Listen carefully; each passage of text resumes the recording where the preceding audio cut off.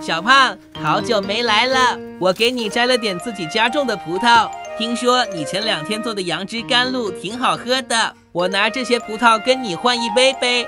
不好意思，今天已经卖光了。不过我可以给你换成便利店快乐水，好喝就行。必须的好喝呀！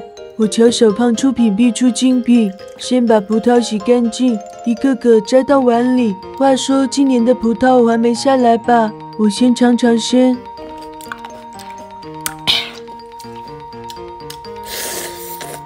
真尼玛酸啊！拿个酸葡萄还想换我的杨枝甘露，幸亏我聪明告诉他卖光了，要不然我这买卖又亏大了。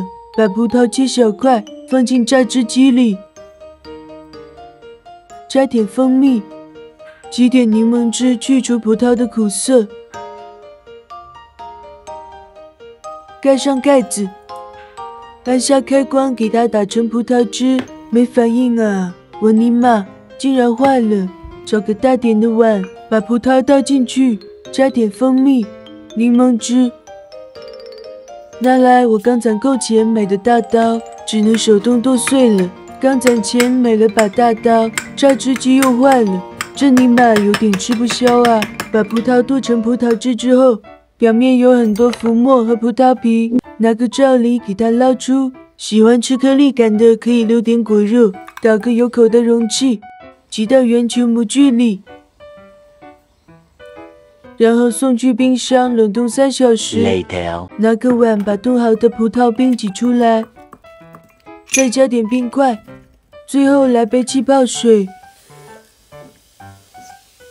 摆个薄荷草、巧克力棒棒，网红葡萄冰便利店快乐水就做好了。喝过的老板敲个1。